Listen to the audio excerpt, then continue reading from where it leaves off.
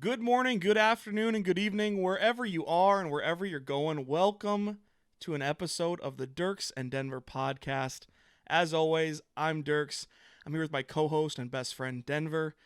We're going to be talking about a lot today. We got some college basketball, some NFL news, Call of Duty and gaming type stuff, and everyone's favorite, the best of Twitter. All that and more today. On this episode, I believe it's episode 7 of the Dierks and Denver Podcast. But before we get started, I have to know, Denver, how you doing today? I am doing pretty good. It was a long, it's like a late morning, early afternoon midterm I had to take. I would rather just shoot myself in the foot than have to write this, but I did it. Now I'm here. I'm excited. I watched a college basketball game this week. Twitter was pretty fire this week. Call of Duty came out. That was fun. And Russell Wilson to the Bears? Question mark. You're just all too giddy. We'll have to I am. tone down on that. We'll get to that a little later. But yes, ladies and gentlemen, I gave Denver homework this week. And I think part of him resented me for it. But maybe we're starting to turn him a little bit. He watched his first full college basketball game in I don't know how many years, right? At least five. I think the last time I watched a real college basketball game, we were still in middle school. Oh God. Downstairs. What grade was that? Was that 7th grade was downstairs? Yeah. Yep, that was that. I guarantee you that was the last time I watched a college basketball game. All right, so that's borderline a decade ago. So he's been in the weeds for a while. However, not only did he watch just one basketball game, we got him to watch a couple, and he's slowly picking up on it. We can't just throw him to the wolves yet. March Madness is still to come. Today is February 28th, which means tomorrow is the official start of March. And with March comes my favorite time of the year, the March Madness. And so I'm going to get Denver fully invested this year, and it's going to be a good time. Man, you're like in it. I love how in it you are to get me to watch college basketball. You know that my favorite sport to watch is college basketball, and it's not particularly close. And I want someone to talk about it with, and you're the perfect person on a more consistent basis. How about that? I'll take that. There we go. All right. So we're going to start there, throwing it over for the video consumer.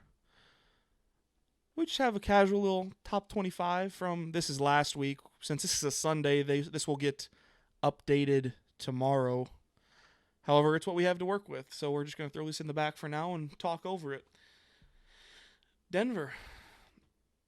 Actually, let's throw this on the screen. Monday you did not watch, correct? We did not watch Monday. But it was Tuesday when you first started out. And you got something fun on your first basketball game back. Why don't you just tell us a little bit about your impressions? So I should preference. What I do for work allows me to watch sports while I'm at work. So I'm sitting at work, and Dierks tells me, "Hey, watch the number 5 Illinois Fighting Illini." Right? That's how you say it. Mm-hmm. Versus the Michigan State Spartans. And I was like, fine. I mean, he's like, Illinois is good. They're number 5. And I was like, all right, it should be not even a close game, from my understanding. So I get in and I start watching it, and I'm like, oh, what's going on here? Michigan can't shoot. They're playing very poor defense. And the Illini are just going ham. But even when you look at is that overall team stat? Is that for the game? It doesn't make sense to me because Michigan State ended up shooting really well, but that was in the second half. Because that first half they shot so poorly. It wasn't. I think you're getting flipped close. around, but I got you. Illinois was bad. Yeah, Illinois was bad. But no, like when I was watching the game, Michigan wasn't doing anything I mean, that's particularly well. fair. The first half of that game, it was a poor game by them. But I watched it and I was like, "Oh my god, there's a number 5 upset going on. My first game is an upset game in over a decade. This is exciting." And so maybe that's going to help keep him hooked, folks, is the fact that he gets to watch good teams lose. I swear Denver loves that in just about every sport. I do. Except I when it actually comes to if his teams are actually good, which you never have to worry about when it's the Bears. But as a Lakers fan, he's enjoyed a couple of good seasons back to back here, so that's when he enjoys the good teams winning. However, he loves a good upset, and that's why I think he's gonna really enjoy watching college basketball. You know, I think so too. I think I was going in. I didn't have a pessimistic mindset. Usually I do, where it's this kind of negative. I'm out of both of us. I'm the more negative friend. Like I'm the more like, it's probably not gonna work out type of guy. But I went in with no mindset, preset mind, and it was enjoyable. And I've been pretty much following throughout the week. Even though I haven't been able to watch all the mainstream games, I've been kind of in the know about what's going on. So it's been fun. I will say that. Yeah, just a quick breeze through the week. I tried to watch like one game a night, or at least like one half of one game a night. And so last Monday, I watched Texas Tech, Oklahoma State. That was kind of fun. Went to overtime, and Oklahoma State won. I was trying to get Denver to watch this game because the reason I think he would have enjoyed it is since he's a big NBA guy, Oklahoma State has the guy who's going to go number 1 overall in next year's NBA draft, almost 100%. Interesting. And so I'm sure you'll watch them at some point. Oklahoma State played Oklahoma yesterday and won at Oklahoma, who's number 7 in the country, and Cade Cunningham dropped 40 points. So, oh wow, what is Cade the guy you're talking about? Cade Cunningham is a 6'8" point guard. And he moves like a knife through butter. It's just wonderful to watch. Can shoot, has great court vision. That's the reason he's going to be probably the top pick in the draft next year. You'll get to watch him plenty here in the next couple weeks, I'm sure. I want you to use that analogy for a quote tweet, a knife like butter, because man, that was a smooth quote. Very cliche, but thank you. You're welcome. We already talked about Illinois, Michigan State. Denver was really happy about that one. I also watched a little bit of Kansas, Texas. That went to overtime. Had a lot of great games this week, which isn't completely out of the ordinary for this time of year, but I was just big blessed. Alabama, Arkansas was a fun game up until about 10 minutes to go, and then Alabama forgot how to play basketball. That was kind of funny. This was the game of the week for me. Iowa, Michigan. I was telling Denver about it. Iowa has Luka Garza, who is the big man who's probably going to win the National Player of the Year award, or at least he's got a pretty good kind of lock on it at the moment, I would think. And then Michigan is my probably favorite team to watch in college basketball at the moment. I just think the way they lock it in on defense, and then they just have a really fun, flowy offense. It's just great. A lot of fun on that game. I'm excited to watch Michigan. You've talked really highly of them. I have not been able to watch a full Michigan game, but I do love defense. Defense is kind of my thing. So to hear that they're like super good on defense has me really excited. And I was telling you about Franz Wagner, the little brother of Mo. So you already know you've got to be excited about that. Lakers legend Mo Wagner, man. If you know, you know. Can we just appreciate, I know they're German, and I love that, but can we appreciate how great the names Mo and Franz Wagner are? Like that's the just most German names ever. There's something about it. I love it. Yesterday. No, Friday. No, that's not yesterday. I didn't watch any basketball Friday, I don't think. Oh, that's a lie. I watched the South Dakota State men play. Did they win? They did. And Good. if, kind of a side note, the USD men are playing the NDSU men right now, I think, or maybe here in a little bit. And if NDSU wins that game, the SDSU men win the conference regular season.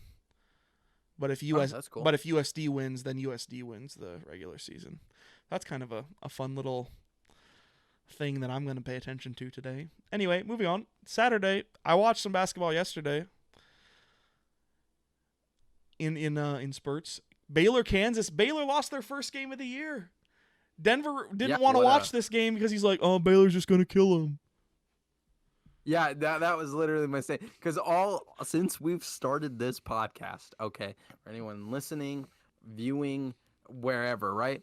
He has been telling me that Baylor and Gonzaga are like so far ahead of everybody else that it's not even close. So I'm sitting here, I'm like, KU's ranked 17. They're not like overly great. I mean, they're okay.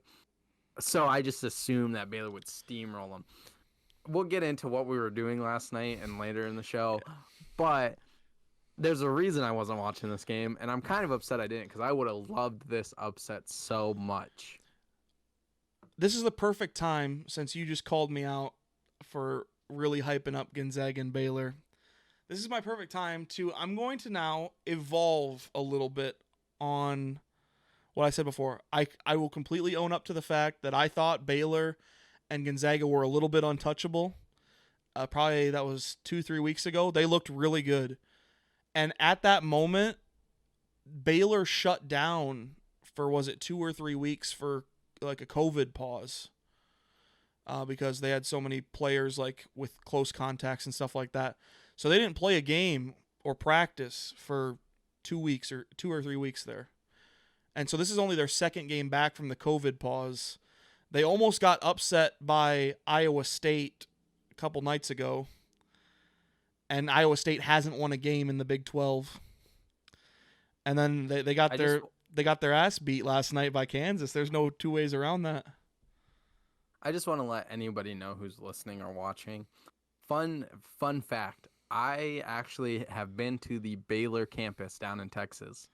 Last summer I went there to meet one of my family members. And they have a beautiful campus. I'll say that. But they got steamrolled last night just like the way that they should, like normally. I like upsets, so good for KU. Plus I'm in Missouri, and KU's kind of our meat, here for college basketball. So yeah, you guys don't. Really it's weird. You guys in that part of Missouri really don't own the University of Missouri. It's like you've completely disassociated yourselves. Well, like, okay, so like how Missouri is like there's Northwest Missouri, which is like where I'm at, St. Joe, and then Kansas City, and then it's like Missouri. And then there's like Southern Missouri where our buddy lives down there. And I found out last night through Grammy here that the reason that place sucks so much is that's like hardcore Bible Belt down there. It's like true, crazy. Yeah. So I was like, bro, we'll have to teach Aaron about the ways down there. Anyway, I love that little tangent. That was actually really funny. And then I just have to give credit where credit is due. The one really cool thing I saw last night, while I was watching highlights and stuff, was this Illinois-Wisconsin game, right? One thing you might not know, since you watched the Illinois game early in the week, is at the very end of that game, Ayo Dosunmu, the point guard for Illinois, broke his nose apparently. So he's out indefinitely for the moment. So he's not playing right now. That hurts. And so... But they were handling Wisconsin yesterday on the road. Like, they were in Madison, and they were winning by 12 with 2 minutes to go. And then this guard for Wisconsin, this guard that ended up leading them in points, Dimitric Trice, he scored 19 of those 29 points in the last 2 minutes of the game. Yeah. It's some of the dumbest shit I've ever seen. This is not disparaging on the mat. Like, it was insane. Like, just like seeing some of the shots he made were crazy. He went 5 for 5 from 3, including, like, there were some leaners in there. It was just all wild. But yeah, this man almost single-handedly brought them all the way back in the last 2 minutes of the game. That was just kind of wild. This is why I love college basketball, right? Like, I'm so invested. I know we've ranted and just kind of droned on here a lot, so we'll wrap it up very quickly. Denver, now that you've had kind of a week of watching or otherwise consuming college basketball, overall thoughts, are you going to be invested in this maybe for the long haul? Yeah, I think so. I think if I can get a couple more games in a week, I would be much more happy about my knowledge of college basketball. I got to try a little bit harder. My work week's kind of messing it up right now, but I will still try to watch it as much as I can. I do. It is very entertaining. You get a lot of people who are amateurs. Like, and I'm not used to saying that. Like, that's why they're in college. I'm sure you don't mean that but, in like a derogatory way. That's just what they are at that point, right? Yeah, and I'm not used to that type of style of basketball. I really like my pro basketball, but it is entertaining to watch. There's a little bit of a stake, I would say, because, like, I bet Illinois drops, like, down, like, after that loss. Like, even though they won later in the week, I bet they still drop down a few pegs, which can mean a lot in March and, like, the tournament and bracketing. So that'll all come into play. I'm excited for March Madness. Again, for people who don't know, for our audio listeners, visual listeners, like our second podcast, I told Dierks that we're going to make a bet on brackets, and I guarantee you my bracket has more wins than his because I'm going to get quick knowledge about this sport. I'm not going to come out here and brag or anything. I'm just going to really hope that does not happen, because if I'm the one who supposedly is the expert between the two of us and I lose, not if it's close, whatever, I'll take that. But if I get like blown out, I'm just gonna be really sad. Let's just hope that doesn't happen for my pride's sake. You're gonna be really thinking like it's a math problem from like high school, like who is like gonna win. It's gonna be awesome. Oh, yeah, dude, I take this super seriously. I got a spreadsheet and everything. That's no bullshit. No way. Really, God, I got to make a spreadsheet. No, you don't have to. I'm just telling you. I got the mathematical equations. I got that good. Don't worry. You have no idea. I'm pulling out all the stops. Watch me create the first perfect bracket in history, and you're gonna be like, bro, how? Knowledge. Knowledge is correct. That's gonna do it for the first segment. Let's just move on.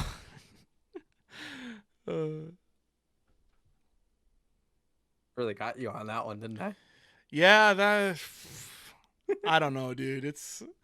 You're something else. I don't know. It's like you're just so Denver's just such an oddball, right? Like he gets in your head and makes you really overthink things, and he's really great at the psychological warfare. It's insane. Well, only time will tell. But moving on, we have some NFL news, or well, not really news, kind of rumors, and we don't want to dive too deep, but we've talked a little bit about stuff like this already, whether it was Carson Wentz, a little bit of the J.J. Watt stuff. I'm probably forgetting one or two, but Russell Wilson may or may not want out of Seattle. It's kind of yet to be truly determined at this point. Go ahead and just take it away. You're more into this than I am at the moment. Okay, so this is a vague comparison to the Deshaun Watson situation. I think this is Russell saying, hey, I need some pieces on my offense to protect me. If you're not going to give them to me, I would prefer to be traded, but I'm still going to give you the time to maybe develop that for me. For Russell, I think it's more about like overall safety for him. He's a mobile quarterback, so he does get hit a lot, but his offensive line plays a huge factor in that. And the fact that the Seahawks offensive line over the past couple of years has not been great by any means, has caused a lot of issues for him. That's from my understanding of the situation. But this is him kind of saying, "Hey, if you're not able to do what I'm asking you to do as your franchise player, Super Bowl winning quarterback, and like MVP, all that stuff, I would like to be traded." And there's a rumored list of like 4 teams he asked to be traded to. Before you get The into first that, one here, I'm gonna throw it Yep. up. All right, go ahead. Okay. So this first one is the Chicago Bears, which I'm a huge fan of. Like, that's my team, all in all seriousness. Like, I like the Chiefs because I'm here, but the Bears are where my heart lies. And if he went to the Bears, man, oh, dude, I don't know why he wants to go to Chicago. We don't have an offensive line. I don't know what he's thinking, and it's cold unless you want to be somewhere really cold.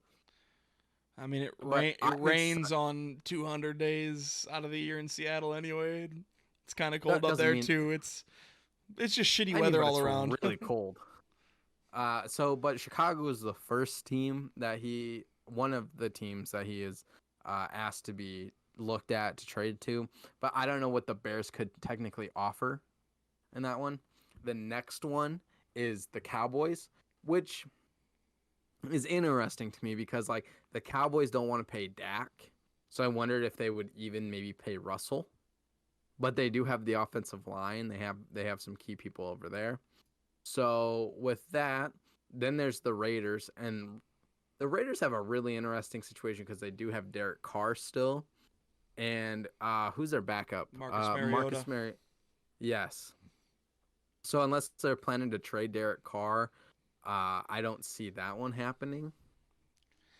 Before we move on to the last one, I do have to share a good meme. It probably could have fit in the best of Twitter, but it pertains specifically to the rumor that Russ would be happy going to Las Vegas. Okay.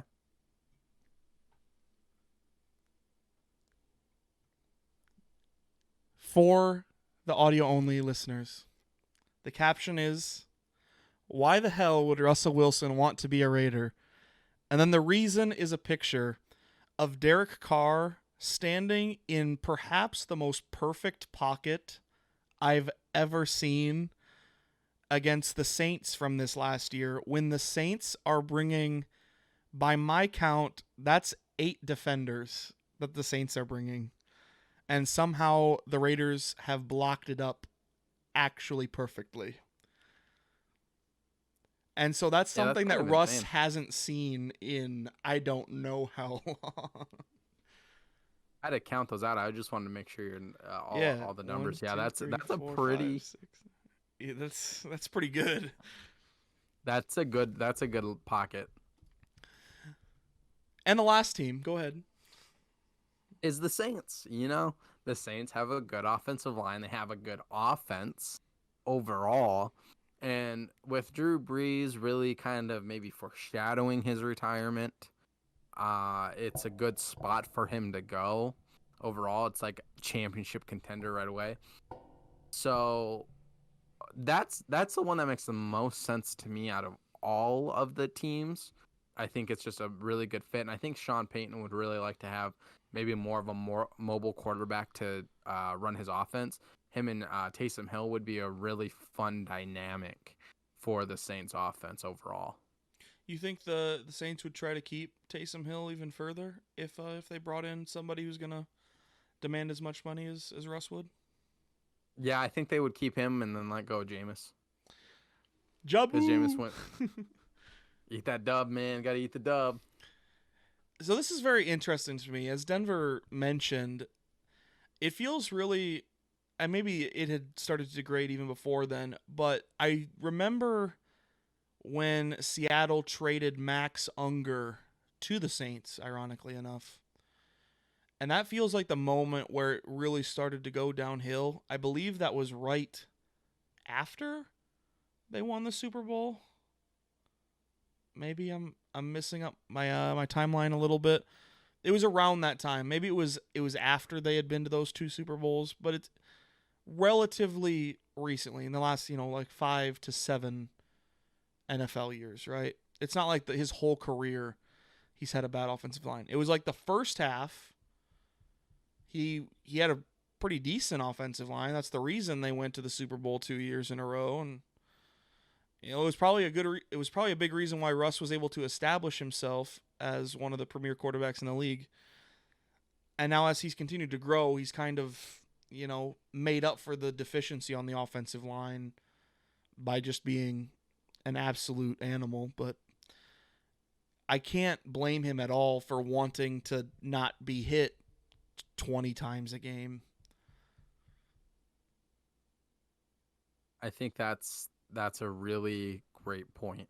Is like, if he went and pulled up the stats of like overall like hits per game, Russell Wilson's either in the top 5 or maybe even number 1. He gets hit a ton. Overall, we'll see how this plays out. I do think Seattle's front office is competent enough to maybe get a few of the pieces he's asking for, because it's not like they have to go out and get a whole new offense. They just have to get a couple decent offensive linemen, probably some tackles, to keep him safe. So we'll see where this plays out.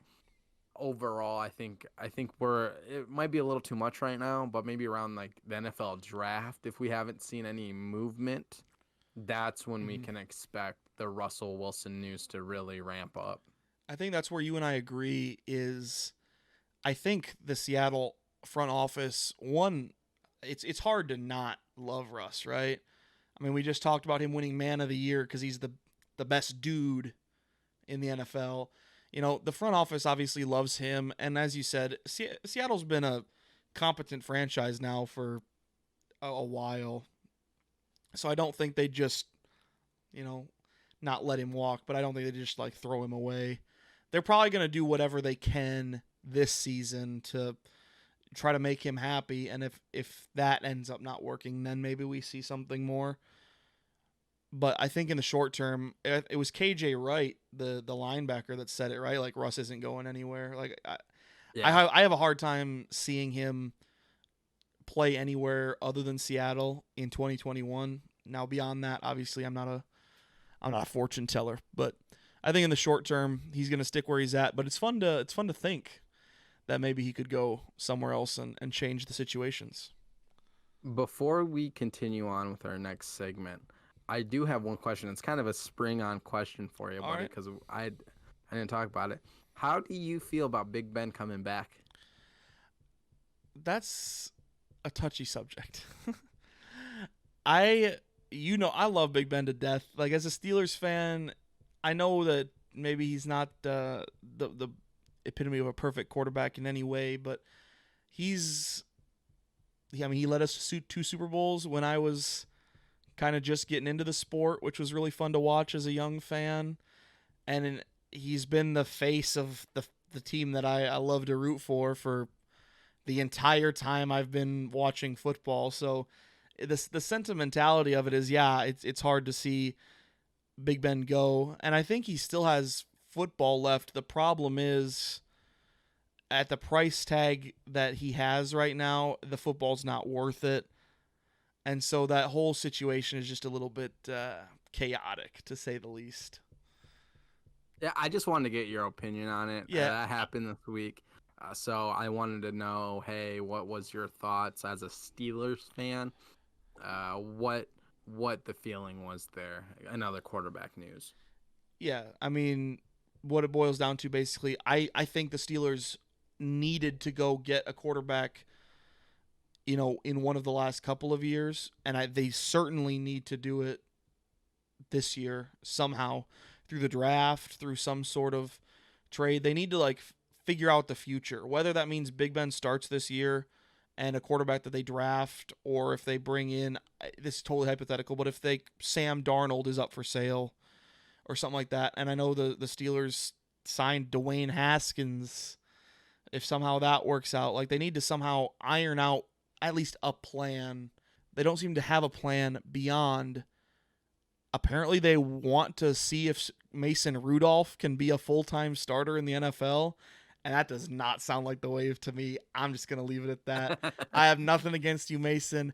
I've just seen all that I want to see as a fan. All right. What a nice way to put it. I'm not out here trying to roast my boy Mason. It's some of it hasn't looked great, you know? Some of it has not looked great.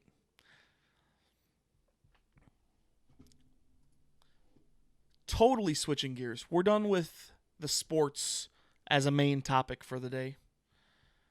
We had 2 big updates to Call of Duty this week. One on the Warzone side and one on the Treyarch Black Ops Cold War side. Now, we'll get into each one a little bit separately, but we are going to start on the Cold War side. Let's throw it up.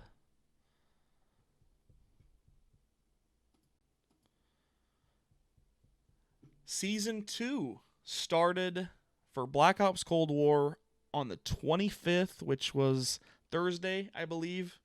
Very, very early in the morning. And with it, it brought a whole bunch of new stuff.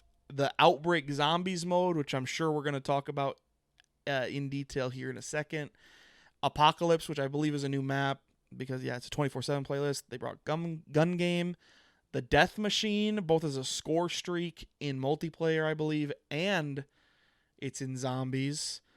They added a ton to like the zombie skill trees and all this other stuff. Instead of upgrading everything to tier 3, you can upgrade it to tier 5, and it costs a whole bunch of stuff. Dead Ops first person, I did not know about this. That's kind of interesting. You can get free access for a week. Did you know that? Had no idea. And then, of course, the Battle Pass. I don't know where you want to start. I kind of think I know where you want to start, but I'll let you choose. Well, I want to start with Outbreak, man. That is clearly the where we have resided this last half of the week, where our like free time like together, because shockingly we talk outside of the podcast. Like, this isn't the only thing we do together. We love playing this new Outbreak mode, which Dierks is so much more of like a in detail guy about Call of Duty. I'm just gonna give you the overview of it. Essentially, you travel through like 3 or 4 different maps. You have different like little objectives that get you a lot of points, a lot of zombie kills. There's a dragon. It's crazy. Just Outbreak is so fun, and it's time consuming. Like, we did an 8-round zombie yesterday in the afternoon, and it went for like 2.5 hours. Like, it was a long like early afternoon, but it's just so fun. And with the new like ammo mods and the field upgrades, all that stuff, adding more is always better. And when the content is good, it makes it so much more enjoyable for the overall consumer. For both of us, zombies has been our life for the past few days. Yeah, Outbreak is just, it's so much different, right? Now, I'm not some zombies purist. I admittedly have been off and on zombies throughout my Call of Duty career. I didn't play like a ton of Black Ops 1. I played a shitload of Black Ops 2. Like a middling amount of Black Ops 4. I don't think any of Black Ops 3, to go back to it. And now I've played so much zombies in this game because of the revamps and stuff. If you're not familiar with it, I'm not going to go through all the new things they changed because I'll probably forget a whole bunch of stuff. I'm sure it's out there somewhere. You can go check it out. And if you haven't given zombies a try, do it. That's just, I'll say that much. Denver can also attest because he wasn't really a zombies guy either, and I've got him hooked on it. If you want to just say a couple words on that. Yeah, before Cold War, I had never played a game of zombies because it's just not my cup of tea. It's not that I don't dislike people who play it just wasn't for me. So like, and every year when they introduced the zombies or whenever it was, it just wasn't for me. But this year, Dirks was like, "Hey, really try this out. It's pretty fun," and they have done a great job with the maps, the bosses are pretty decent, are pretty good. Like, it's just enjoyable. Like, it gets me really excited. Like, you could probably hear the fluctuation in my voice for audio listeners. I am truly excited about Outbreak. I hope they keep it. I hope it's not just a limited time thing. That's very true. For the moment, it seems as though it's only going to be a 2-week event, I guess they're calling it. Dude, if that's the case, I'm going to be very sad because this is fun. It's legitimately fun. Not that I don't have fun playing the traditional zombies, because I have very much enjoyed D-Machine and Firebase Z. Firebase. But those are like the traditional zombies maps. As Denver was saying, in traditional zombies maps, you know, you like start in a certain area, you buy your way through gates and doors and stuff to unlock different parts of the map, turn on the power, all this sorts of stuff. Traditional zombie players will know what I'm talking about. In Outbreak, you start in an open world where everything is accessible to you right off the rip, except you start with basically nothing, and you earn your way forward at a much slower pace than the traditional zombies maps, and through different encounters. You know, in traditional zombies, you're literally just killing waves of zombies to go up in the rounds, whereas in Outbreak, it's not really round based, it's difficulty based. And as Denver said, we've encountered so far the first 8 difficulties. We haven't really just cared to play beyond that because, as he said, it takes up a lot of time. And by tier 8, you're pretty much like, well, I've invested a lot of time. I might just call it here. But And go ahead. And with that, I want to just, sorry to cut you off, but like by tier 8, by like level 8, you've already got enough of the new like crystals that are added to where you can upgrade at least one full field upgrade or ammo upgrade pretty quickly. So it takes time, but after round 8, it's like, I mean, it's just kind of a grindy thing at the moment, but it's like a very fun grindy thing. There's these side quests like Denver was talking about that are really fun encounters, and then there's like a rotating base of the main objectives that are what get you a lot of points and a lot of these upgrade crystals and stuff like that. It's just a really honestly well thought out mode for, I know they've kind of teased it for a little while here, but if they've only been working on this for a little while, they did a really good job. It seems like they've put a lot of thought and effort into this, more so than maybe we even know about based on the teasers and stuff. Yeah. One thing to, you know, kind of divert from zombies, because we've been talking about zombies for a lot, is the new battle pass. 2 new guns came in, the Farah and the LC-10. I have just got the LC-10. I haven't used it at all, but I've used the Farah quite a bit. It's a pretty enjoyable gun. The Farah is the Galil for OG Call of Duty players, but they've added some reactive camos, which are actually pretty cool. I don't advise anybody to spend points. I'm not one of those guys. I do if I find it cool, but they have like a really cool one for the FAR, the FFAR, I should say, where it's like each time you get a kill, like there's like a little 8-bit 8-bit video games animated on the side, and it levels itself up, so to say, the more kills you get. It's very interesting. And I just have to say one thing. Don't let Denver lie to you. He spent money on the game just so his character could look like Macho Man Randy Savage. He is an absolute Call of Duty fanboy. He is feeding the Activision corporate monster. Do not let this man swindle you like this. This is probably. Let me point this out. I'm probably gonna have to say I'm probably gonna have to say hashtag ad on this video. How bad you're gassing Activision subliminally. Oh my God! Stop! I spent $10. I didn't even spend $10. I had the Call of Duty points from the last Battle Pass, and I was like, "Ooh yeah!" Like I saw it, and I was like, "This is Randy Savage." You're the cream of the crop. Oh, I love that shirt, man. Anyway, I hope you guys enjoyed that. That was the That was fun. Yeah. pretty poor Macho Man Randy Savage impressions right there, and I had to definitely give Denver a little shit about it. But I think it's pretty good. I don't know what you're talking about, sir. Next podcast, I'm just talking like Randy Savage the whole time. ooh yeah. On the other side, that I'm not gonna pull up a graphic for it, but we can just talk on Warzone a little bit since we've definitely played our fair share of Warzone in its time. Coming up on 1 year, I'm sure we'll see that tweet coming out here pretty soon. The Happy Birthday Warzone. That'll be fun. Anyway, Warzone got a pretty big update too. Obviously, they added the 2 new guns, but they added a new point of interest. Well, I guess technically several new point of interest. One new named location. It's the Shipwreck. It's now between prison and port. If you are a Warzone connoisseur but just haven't had the chance to drop in since the update, it has its own little zombies event going on. It's all well and cool. They also added a couple missile silos. I know one is at the location that Denver and I refer to as Angel Wings. It's on like a hill to the south of military base. Yeah, I think and so. there's a couple other ones. I think they're by the like big monuments, so like the statue down at the park and the other There's sort a of bunker. monument type of thing. There's bunkers, all sorts of different stuff.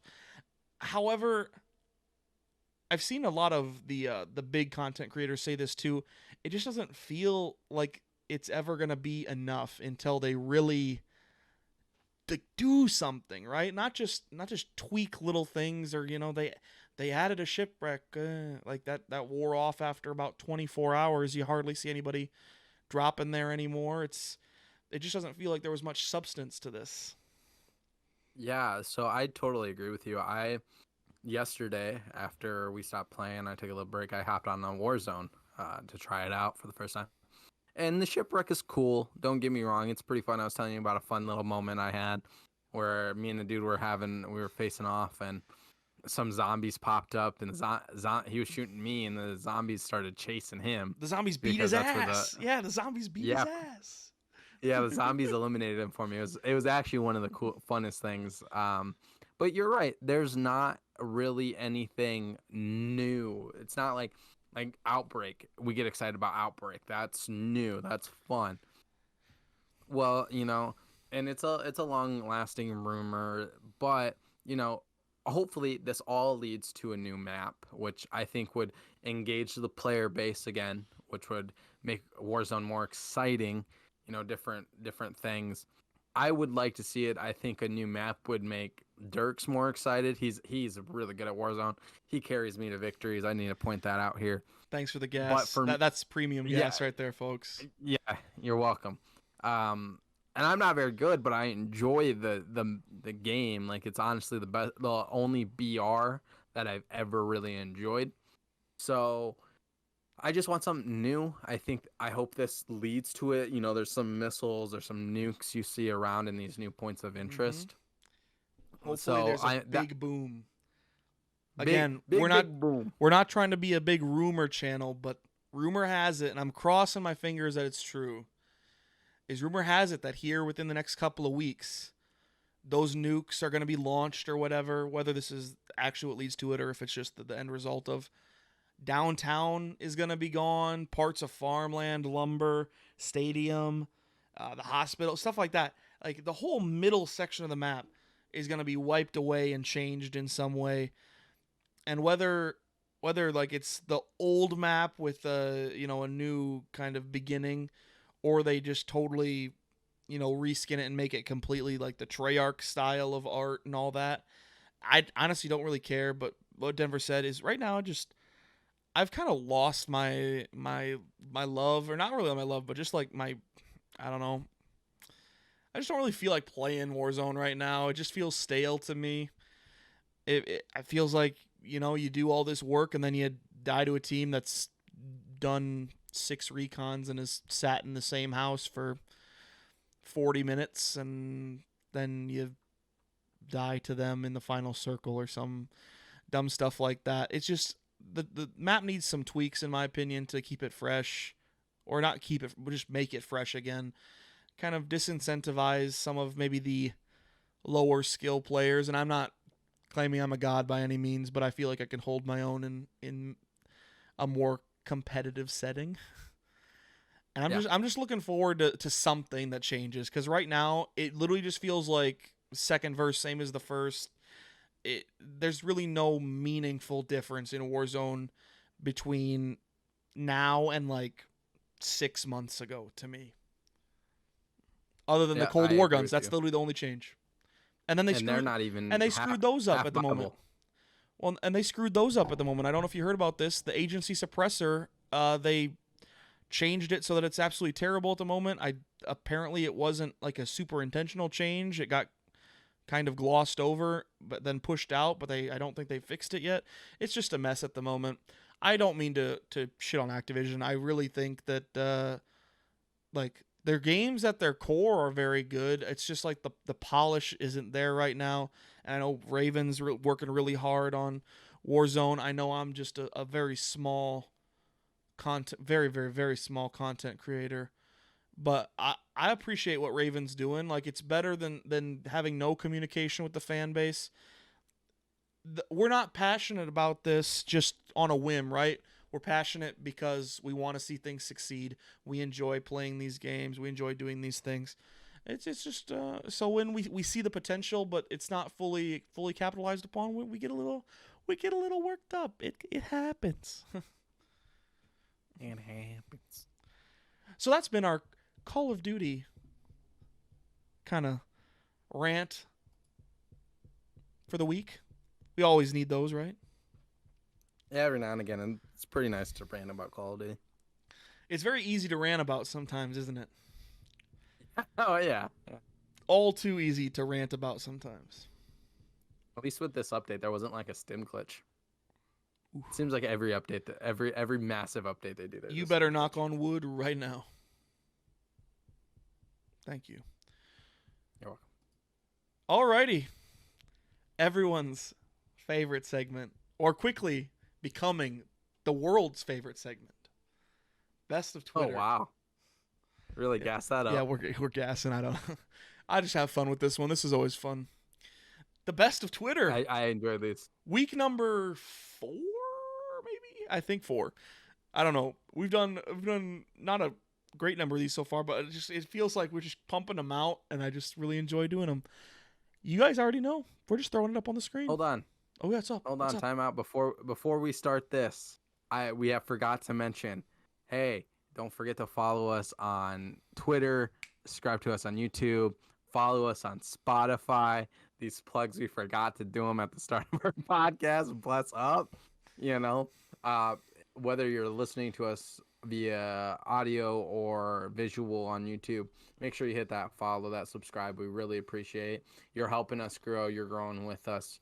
That's our motto. That's what we do.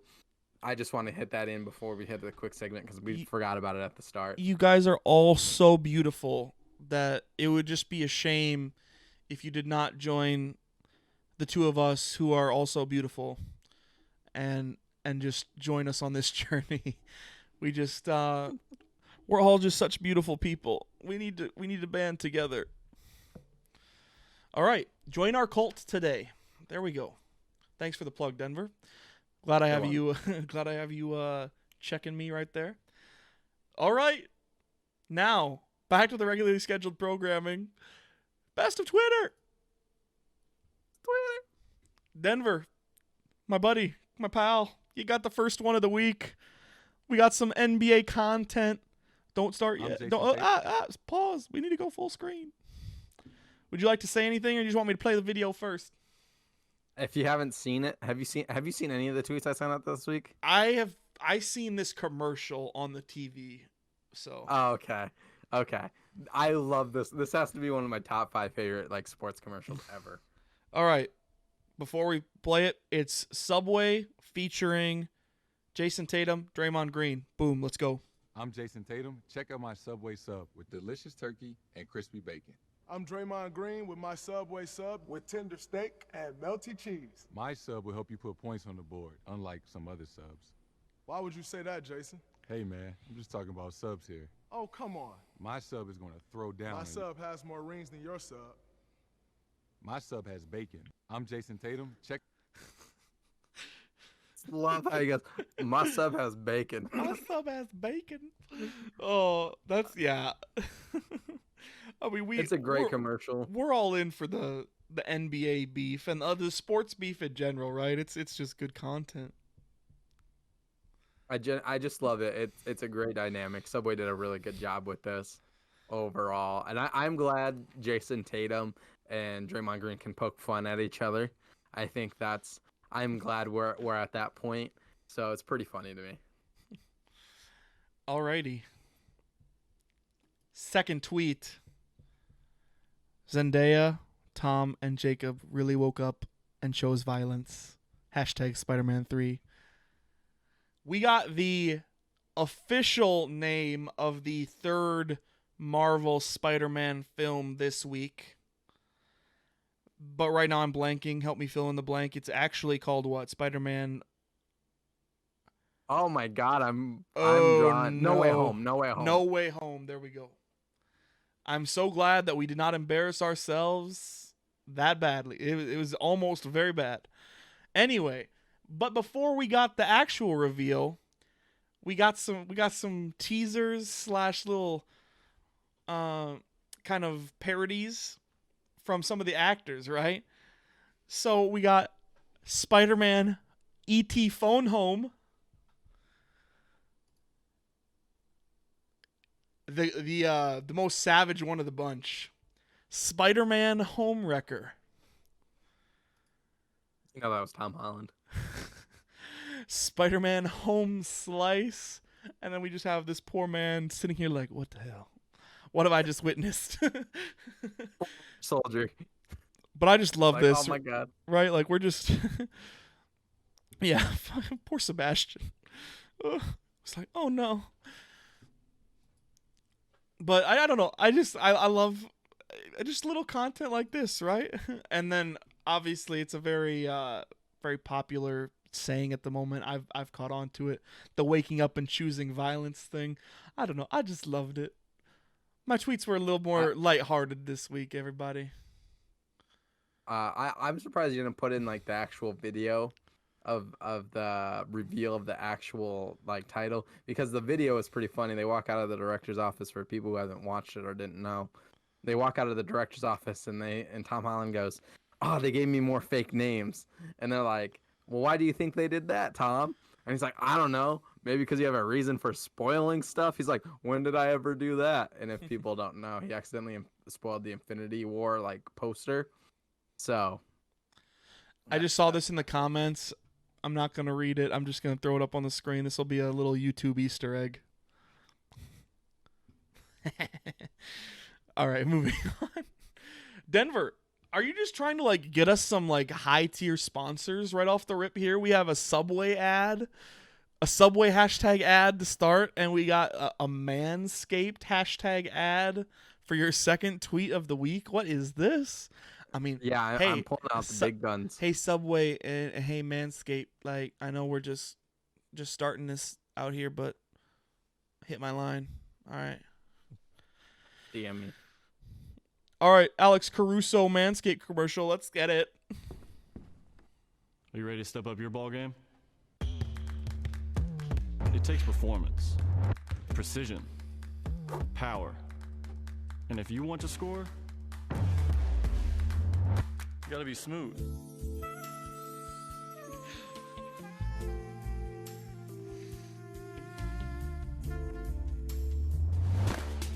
Head over to manscaped.com to get your lawnmower 3.0 and receive free shipping with your online order. All right, I don't even think we have to talk about that one. That was just the best thing I've ever seen. I literally don't know what to say. That straight up was just the best thing I've ever seen. I love these Manscaped commercials. I'm gonna find the one with Rob Gronkowski that I always get on YouTube. Oh my gosh, they are seriously some of the funniest commercials I've ever seen. Manscaped, please find us. We will find you. Whatever I want to have Manscaped because of that commercial. And I do know what I'm going to say to this, because I saw it on Twitter just before we went live. Happy birthday, Alex Caruso. I know you're never going to see this, but happy birthday. Your commercial, it's great. A+. I do believe. Yes. So we were just talking about Call of Duty content, right? Right when the Call of Duty content went live on Thursday early morning, the Xbox Live servers went down. Like, what the heck is up with that? You know, Xbox, I know it's not a third of the player base, but it constitutes a third of the potential player base, I guess, of the game. And Snoop Dogg was not having it, bro. Have you seen this yet? I have not, no.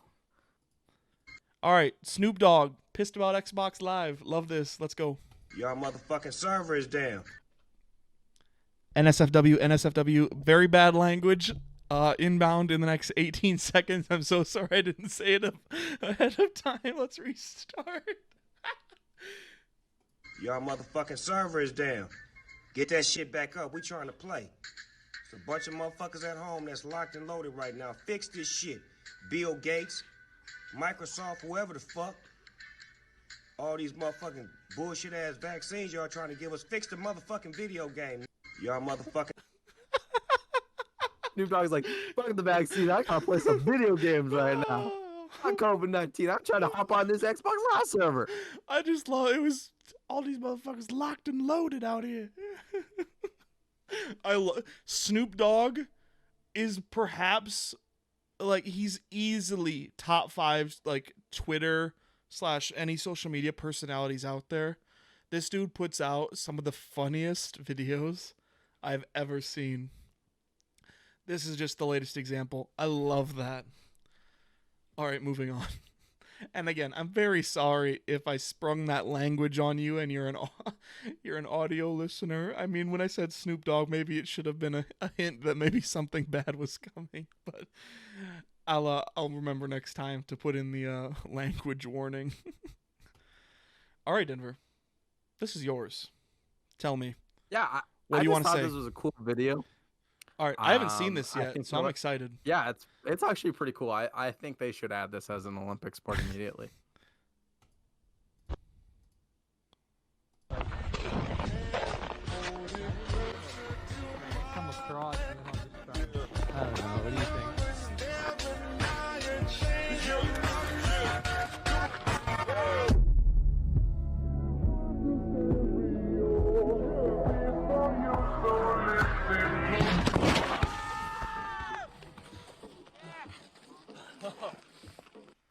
It would make Winter Olympics so much more better if they did the dunk contest off ice skates. Yeah, so for the audio only folks, they have no context what's going on because they just had the wonderful smooth music in the background.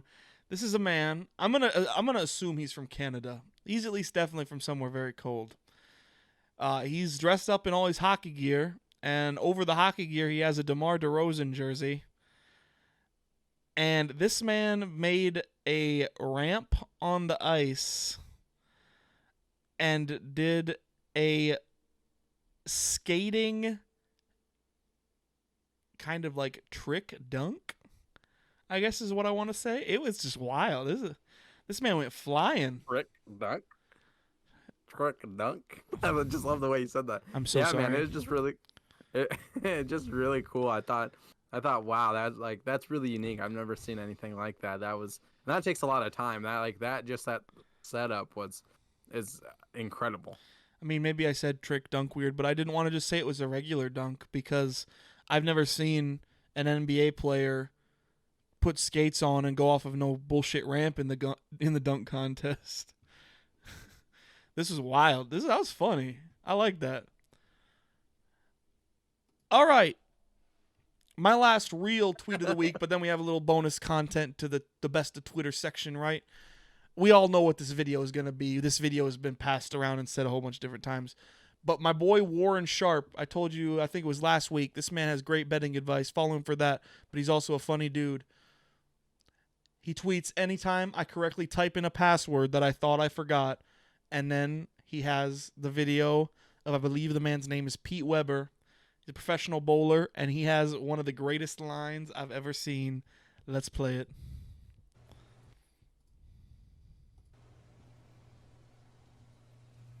Strike to claim it. A strike to claim it.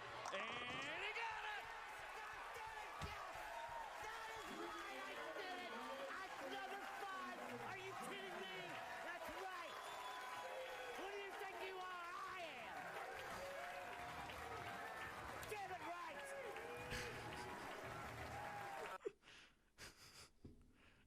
Who do you Who do think you you are? I am. Damn it right. Oh, I love that video, right? But we all have had that. That's just a very relatable tweet, you know? We've all had that Yes. moment where we just forget one of the 18 million passwords we have to remember nowadays. And we just freaking YOLO it and guess it right the first time. There's no better feeling. I think that maybe in that situation, my celebration is actually a little bit extra compared to my boy Pete's here. I don't know. Just a thought. I get pretty wild, you know. All right, Denver. One last little. We're throwing it in the best of Twitter. It's just something I saw this week from Sports Center that I think we can throw in here. It's a sports-ish related question. I saw this too. All right, folks. The video game athlete fantasy draft. Who would be your number one overall pick? The options that they have presented: Steph Curry from NBA 2K16, Bo Jackson from Tecmo Bowl, Mike Tyson from Punch-Out, Ronaldinho from FIFA 06, Pablo Sanchez from Backyard Baseball, Ken Griffey Jr. from Ken Griffey Jr. Presents Major League Baseball, Matt from Wii Sports, Stretch from NBA Street, Reggie Bush from NCAA Football 06, and of course the classic Mike Vick from Madden 04. Denver, does anything just stand out to you right away? I will tell you one does stand out to me, and it might actually shock you because this was before we were even friends. But I loved Pablo Sanchez from Backyard Sports. He is the greatest video game athlete ever. He was awesome in baseball, basketball, football. He was the dude. You had to take Pablo Sanchez or you were going to lose. I firmly believe that. Everybody else in here is really true too. Like you have Stretch from NBA Street who just dominated. Matt from Wii Sports, if you don't know Matt, you know Matt from Wii Sports, right? Okay. Matt, he's pretty cool. I played a lot of NBA 2K16 and Steph Curry was truly unguardable, but that Pablo Sanchez, I always look back on him as the greatest video game sports athlete ever. I'm going to apologize in advance for my language, folks, but straight up, Pablo Sanchez fucks. Like, that dude just fucks. I don't give a shit if he 12 years old or whatever the fuck, dude. Like, Pablo Sanchez, I mean, in all these games, backyard baseball, backyard football, any of them, right? They had, kid versions of the professional athletes of the time in these games. And Pablo Sanchez was better than all of them. Pablo Sanchez was the dude. He was Barry Bonds juicing before it was cool. I won more rings with Pablo Sanchez than Tom Brady could ever dream of. You know, you were saying it's this week in Twitter, it's the you woke up and chose violence. For me, it's this you had to have been there tweet that's just started up this trend. If you had to have been there to understand how great Pablo Sanchez was to sports gaming. It probably, I mean, we're probably on the trail edge of the generation that would know about it too. So we're some of the youngest people who probably even understand, the Pablo Sanchez wave. My boy Pablo was the dude. And I just have to say, you mentioned it, and I'm kind of offended that you thought I wouldn't know who he was. The sleeper pick here, 100%, is Matt from Wii Sports. Have you ever played the boxing mode on a Wii Sports? You would KO the piss out of everybody in that. And if you face Matt, you might as well just have your trainer throw in the towel right there. You had no prayer of beating this man. This man would take you out behind the woodshed and give you that. Matt, a funny thing, the reason Matt from Wii Sports is funny to me right now is because a year ago or so, there's a popular streamer, YouTuber, Troy Dan. He did a Wii Sports build up to get to Matt, and when he got to Matt, he couldn't beat Matt. like at all. Like he couldn't beat him. And so he hired a professional Wii Sports like coach to learn how to beat Matt. It was hilarious. I'm telling you, I think this was like the biggest troll Nintendo has ever done is like have Matt as a thing, because he's the final boss of life. I mean, if you ever defeated Matt in Wii Sports, especially Wii Sports Boxing, I'm stuck on this boxing thing. If you ever beat Matt in Wii Sports Boxing, there's like a special place in heaven for you. Like it's reserved. You earned that shit. You're one of the best humanity has to offer. Alrighty, folks. I think that's going to do it for this episode of the Dierks and Denver Podcast. I hope you had fun. I know we did. Covered a whole bunch of different stuff today. And there's going to be just more and more content for the future. We took a little break here because, everybody needs a little break once in a while. But with March Madness right around the corner and Denver actually, watching college basketball, that will be a big boost to our content that we can cover for a little while. And then obviously the NBA is going to have some trade action around the deadline, I'm sure. NFL stuff leading up to the draft. It's an exciting time, even though this is kind of maybe a lull in some ways. There's still a lot to cover, a lot to talk about, and I'm sure we'll get to that in a little bit. But for now, we're going to call it there. Denver, do you have anything you want to say to the people? Thanks for listening to us. Thanks for following us. We appreciate all the support. Please go follow us on Twitter at Dierks and Denver Podcast. Follow us on Spotify with the same tag, and on YouTube as well. Give us a sub over there. All the support helps. It generates new people. It allows us to create more content. All of that stuff as we just start getting going. Dirk said we need a little break. I have my own little setup now, which is kind of nice. It'll be improving over the next couple months, hopefully. So we have more solid content coming. We're excited. I'm just so happy that you're here with us. I'm happy that me and Dirk are doing this. We love all of you. Thank you so much for the support. Absolutely. We love y'all. And wherever you are and wherever you're going, we'll catch you next time. See you guys.